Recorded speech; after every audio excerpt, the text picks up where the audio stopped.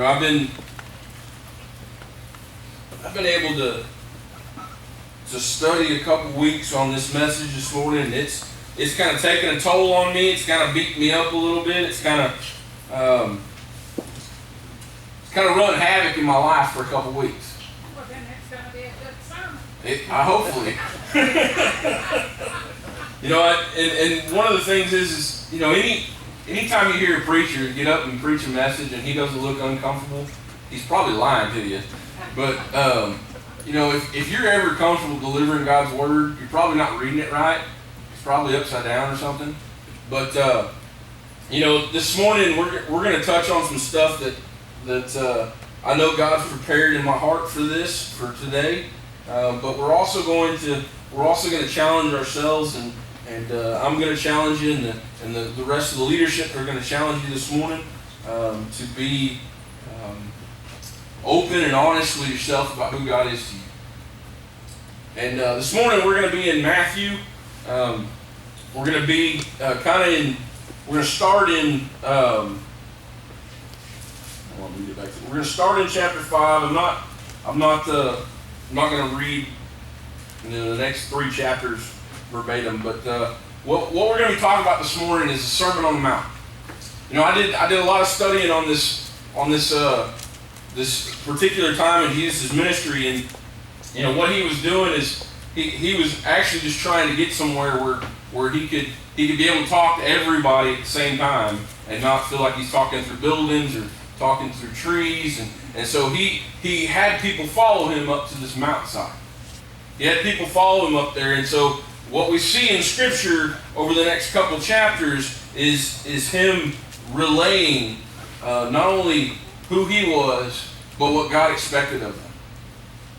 And if you've ever read Matthew 5, 6, and 7, you realize that it's probably not something you could put into a single message very easily.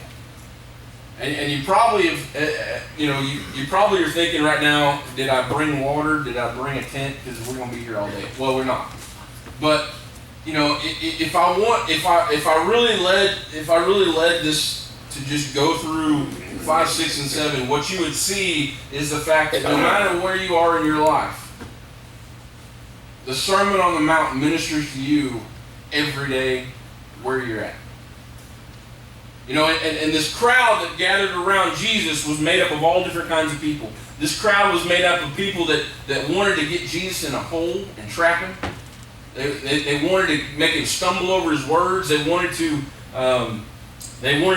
make his life mean less than what it was meaning to people.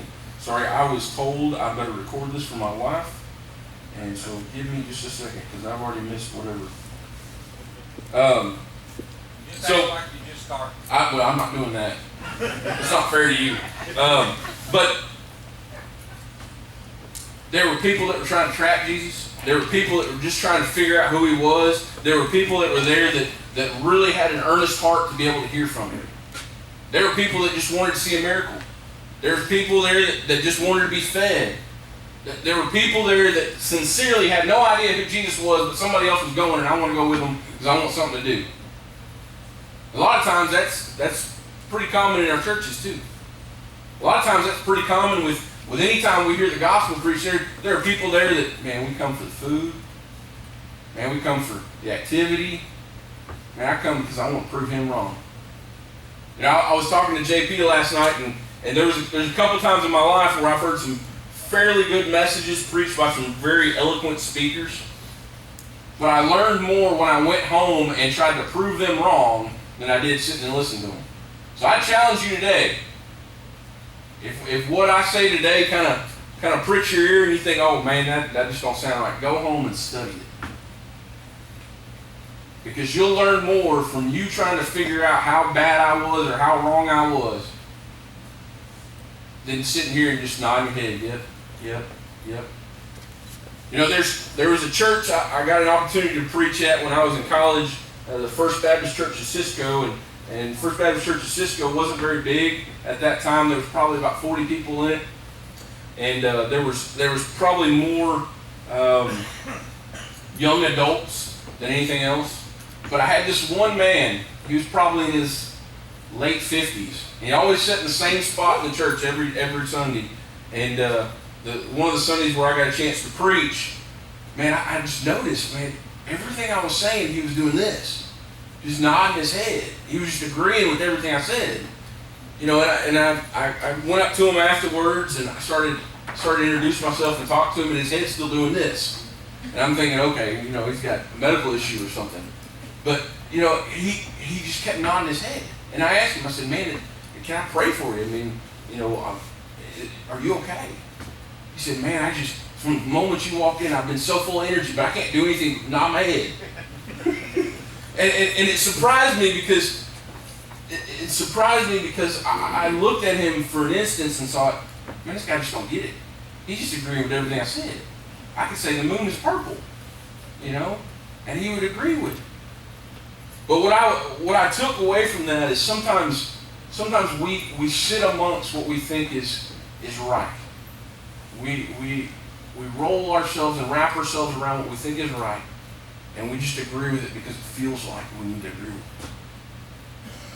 And sometimes in our lives we see an opportunity to meet with Jesus, and we go there with the wrong intentions. Sometimes we get to go to church, and for the last, man, I can't remember how long has it been since we've been playing here, Matt? Since y'all been playing here? 3 years. It's been a while. And I hadn't been singing that long, probably a year, maybe a little bit more. And man, when I first started coming up here and singing, Tammy forced me into it. I thought this is going to be a train wreck. No one's going to like it. I'm just going to have to go back to sitting on the pew and singing. And then Tammy said, nope, you got it. You know, and there have been Sundays when I get here in the morning and man, I'm ready to go. I love singing, and there's some songs that just really touch my heart. And then there's some Sundays where, man, I hope they can hear the words because I think I'm off. You know, and then there's those Sundays where, man, I get here and I'm thinking, man, this is going to be a train wreck, and Kevin gets up here and surprises everybody, and everything's fine. You know, thank God for Kevin, thank God for David and Kara and Bailey that step up and help us do this. Because without them, I'd be fumbling over myself every Sunday. But to get back to what we're talking about, we have an example of what Jesus was doing. He had an opportunity to be able to speak to these people, and so he took this opportunity to share with them some of the key things about who he was and what he expected and what God expected of them. You know, and the first section in chapter 5 is about the Beatitudes. Now, if you were ever raised in church, sometimes that Beatitude was used to correct you. Sometimes I you know, when I was in church growing up, sometimes the preacher would whoop us. And if you've ever been in a church where the preacher whoops, man, there's something going on there, you know. But I heard a story one time about the preacher's kid getting whooped, and the whole time he was reciting the Beatitudes while he was getting whooped, hoping his dad would stop whooping him. It didn't work. But you know, the Beatitudes to me took on a whole different meaning when I was a kid. But now, you know, I think the Beatitudes are essential to who we are as Christians. Because the Beatitudes, blessed are the poor in spirit, for theirs is the kingdom of heaven. Man, I wish I knew what it was like to be rich in spirit sometimes. You know? But Jesus said, blessed are the poor in spirit. Blessed are those that give everything they got. That wear themselves out because they want to help other people. Because they want other people to experience who God is. Blessed are those who mourn, for they will be comforted. You know, that's a powerful one right there, because God's saying, hey, if you're mourning, I can comfort you. If you're worried about it, I can take care of it. You know, the Beatitudes go on and they go on, and what we start to realize is that the things that we think we need as humans are not as important as we think. And that's what Jesus is trying to get this crowd to realize, is that everything that you're doing right now, are you doing it for the reason to serve God, or are you doing it for the reason to serve yourself?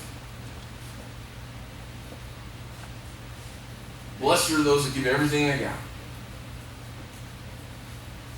You know, further on down the line, Jesus talks about the salt of the earth. He takes an opportunity to say, hey man, you've got so much energy, so much goodness, but when that goes away, you're like nasty salt. You know, salt that loses its flavor ain't no good. You know, back in Jesus' time, they used salt for packing food, for preserving food. Well, if you spend all day catching a whole bunch of fish and then you pour salt all over it and it's bad salt, and that fish goes and starts stinking the next day, what good is it? And to me, what Jesus is saying to this crowd is, man, if you put all your energy into something, but it ain't on the right thing, tomorrow it ain't going to have no flavor. You know, I had a conversation with a young man the other night who was questioning about accepting Jesus Christ in his heart. And I know for a fact that as a kid, growing up in the church, we had altar calls every Sunday. And there were people that came and gave their life to Christ every Sunday. But the difference is what happened Monday. And that's what I wanted to tell this young man so much. Man, if you can make a decision to follow Jesus Christ today, and I'll support you 100%. And tomorrow, I'm going to support you 100%. But the difference is your decision to accept Jesus Christ today is going to be your decision tomorrow. Are you going to lose that flavor? Are you going to lose that desire? Are you going to be worthless? The next section there is the fulfillment of the law. Jesus basically comes and he says, you know, I haven't come to forsake the law, but I've come to fulfill the law. You know, everything that he's talking to the people now that know the prophecies from old. He said, I came here to fulfill the prophecies. I didn't come here to deliver you from slavery. I didn't come here to whoop up on the Romans. I didn't come up here to put you as the kingdom over all. I came here to fulfill the prophecy. To save you from your sins. To save you from yourself. So that you can spend eternity with the Lord Jesus Christ and God the Father. The next section he talks about murder, and then he talks about divorce, and then he talks about taking oaths and swearing upon things, and all these things that we know in our hearts are probably not good things to do. But people were trying to trap Jesus in things. People were trying to persuade Jesus to say something wrong. And so Jesus took the opportunity to address certain things that were going on right there.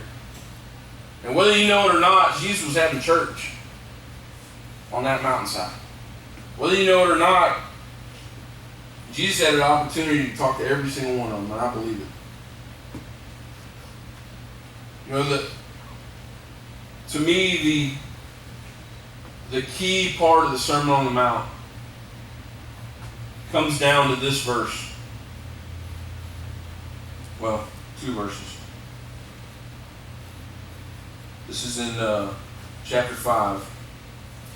Read with me from verse 19. Anyone who breaks one of the least of these commandments and teaches others to do the same will be called least in the kingdom of heaven. But whoever practices and teaches these commandments will be called great in the kingdom of heaven. For I tell you that unless your righteousness surpasses those of the Pharisees and the teachers of the law, you will certainly not enter the kingdom. And the reason why I feel like this kind of sums up the entirety is Jesus wanted everybody to take something home with them and teach somebody else. Jesus wanted everybody to take something home with them and be able to express what it was to be in love with Jesus Christ, to be in love with God, to be able to have a relationship with Jesus Christ. You know, we've been filling up here, me and Alan and JP and Kevin been able to preach up here. You know, and these couple of verses, man, sometimes they hurt. Sometimes they get you right in the gut. They get you between the ribs. You know, because Jesus calls us to keep His commandments. Jesus calls us to do things that glorify Him and not glorify us. And to me, there's some Sundays when I get to preach, man, I've been doing everything but right. And that's why I'm up here preaching most of the time. Because God's teaching me something because I'm doing it wrong. You know, there's some Sundays where I know God has given me a message and I know how He's going to deliver it. And when I get up here, I realize that the whole time I'm preparing this message, it was getting ready for a kick in the butt. Just bracing myself.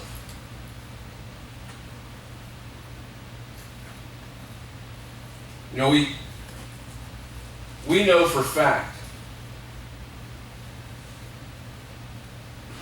that our nature wants to do what's good for us. We know for a fact that our human desire is to make ourselves more popular, more wealthy, more intelligent, more dependable, more exciting to be around. We know for a fact that is ingrained in our human flesh. And I'd be lying to you if I said that every time I've ever preached in my life that I haven't been up there for the wrong reason. But you know, God tends to use us in the places where we least expect Him so that He can show us something, so that He can teach us something.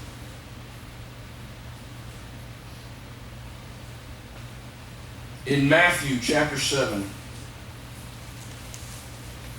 we'll start in verse 1.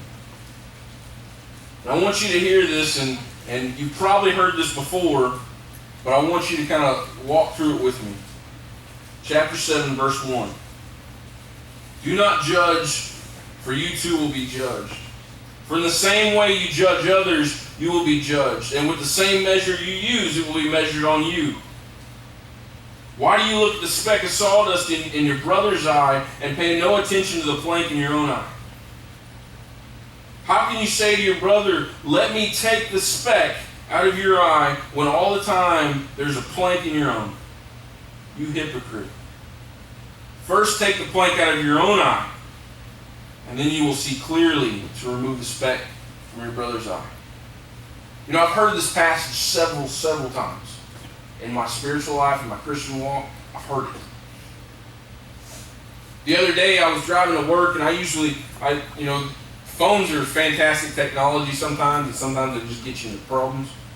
But I have there's a preacher that does a seminary class that he posts online, and I was listening to it on my way to work. And he started preaching on this passage.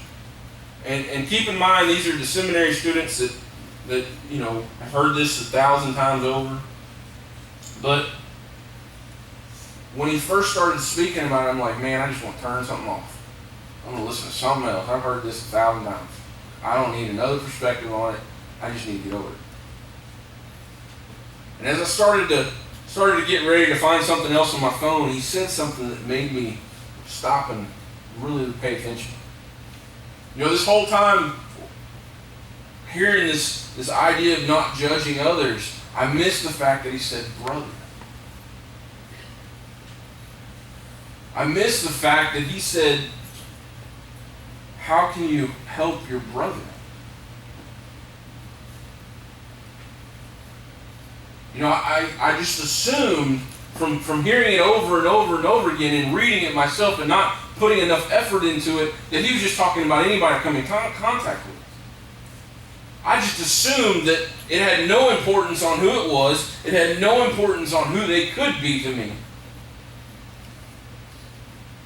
But this preacher stops and says, we're talking to your brother. And I've got one brother. I've only got one. But and he just made me a uncle this last couple weeks. And man, I love my brother. And I'll be the first to tell you, if he's doing wrong, I'm going to step up and tell him he's doing wrong. But what this preacher also started to do was started to relate the word brother. When we think of something, we come in contact with strangers, complete strangers. Some of us walk right past people and don't even notice them. Some of us see somebody that's out of place and we notice them right away, but we don't go do nothing. We don't go say nothing. And to me, what this word brother means is someone you're actually putting effort into. Someone you're actually trying to serve. Someone you're actually trying to minister to. Someone you're actually trying to care for. You know what? As a part of this church, I've been given several opportunities to call people my brother. I've been given several opportunities to minister to people, to love on people, to talk to people, to visit with people. And I realized when I heard this preacher say this, that if I'm not putting effort into it, I don't care about it. If I'm not trying to figure out who it is and who they are and how I can care for them, does it really matter to me? Part of my walk with Jesus Christ, part of my call to ministry is to serve people, to be a servant. And you can't do that to a stranger. You got to make a stranger your brother. You got to make a stranger your friend. You got to make a stranger somebody you care about.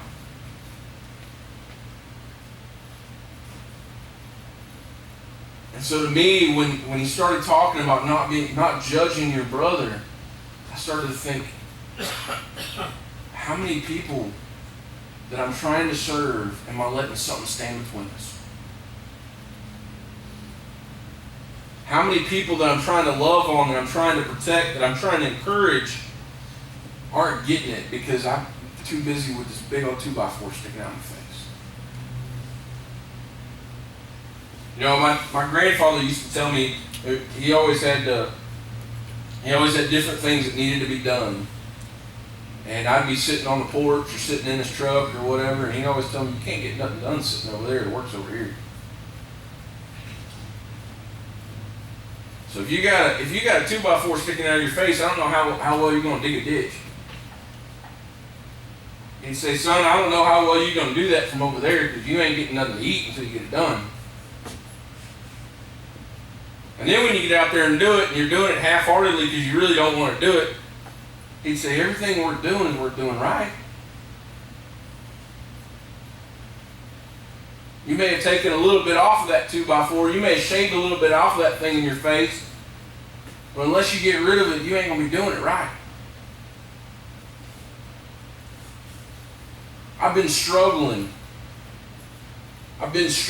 with being able to minister, being able to love on people, being able to care for people, being able to just talk to people about who Jesus is. Because something else has been in front of me. Because something else has been dealing with me. Because something else that I felt like God was saying, take a stand on, do something about, has been standing in the way. And I'll be quite honest with you. Sometimes you come up to me and you got an honest question, and man, I'm trying to be intentionally listening and trying to help you out. And sometimes it's a challenge for me to even get the energy to listen. Because all I'm doing is wrapping myself up in what it is that's tearing me down. If I'm the only one in here with this, man, I'm sorry. If I'm the only one in here that struggles with that, I'm sorry. I must be preaching to myself, and that's it. Well, if you were the only one in here with that, it's church.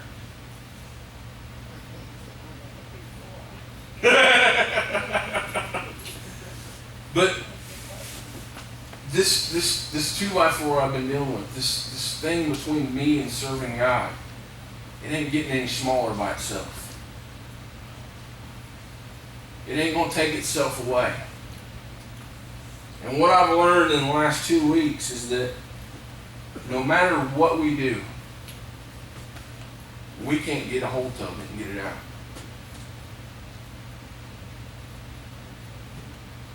You know, Jesus didn't say,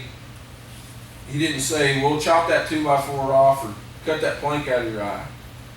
He's saying, until you can deal with it.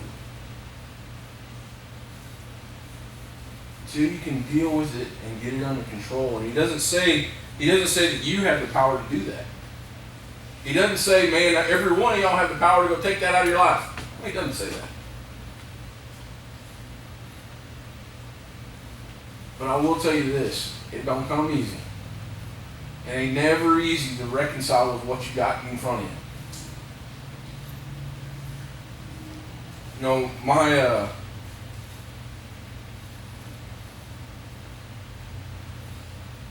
my time in this church has been awesome. I've been able to see people come to know the Lord. I've been able to see people married in here, which I think is fantastic. I think anytime you get people married in the house of God, when they could go down to the JP and get it done for next to nothing. You get people married in the house of God under God's oath. Man, I think that's what the church is supposed to be doing. I've seen baptisms. I've seen people come in this door that would never step foot in this door. And I've seen those of you in here that seen it clap and rejoice because they came in this door.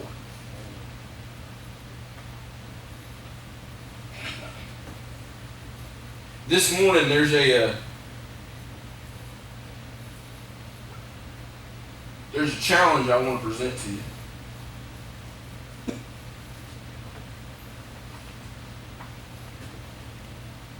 The Lord's been working in my life. The Lord's been leading this church. The Lord's been dealing with us on an individual and a group basis. And this morning,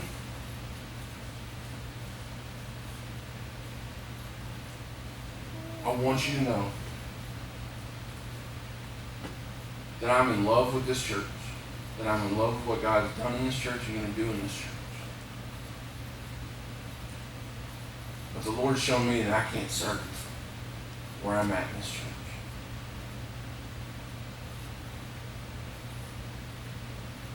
This morning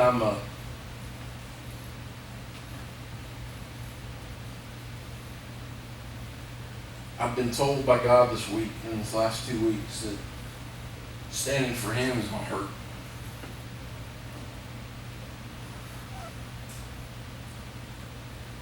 I've been told that standing for Him on His word and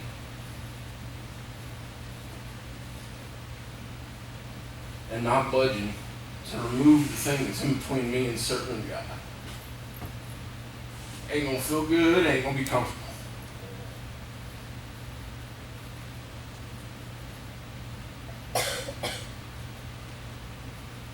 But I'm here to tell you,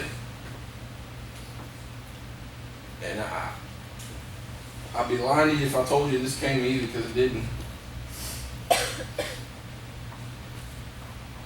God has got something amazing for all of us. God has called us to do things that we don't think are possible.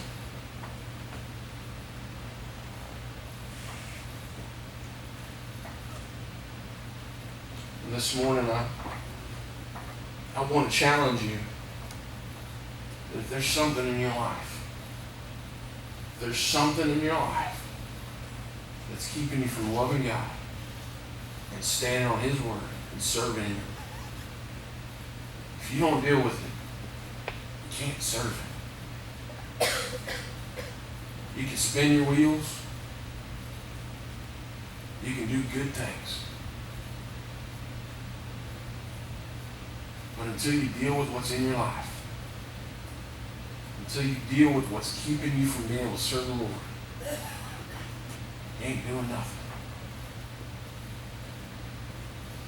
You're sitting over there and the work's over here.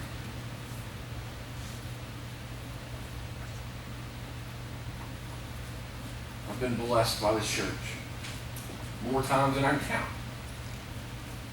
I've been blessed by people outside of this church because of this church. I've been blessed to see young ones come in this church. I've been blessed to see old ones come in this church. I've been blessed to hear music in this church that worships the Lord. But I know that God's calling me somewhere else.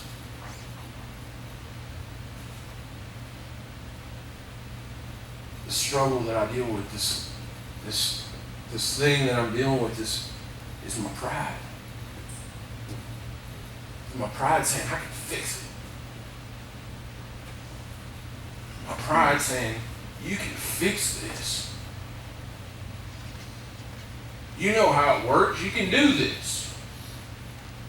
And God's saying, I didn't ask you to fix it. I didn't ask you to fix it. I asked you to glorify me. I asked you to praise me. Quit trying to fix it.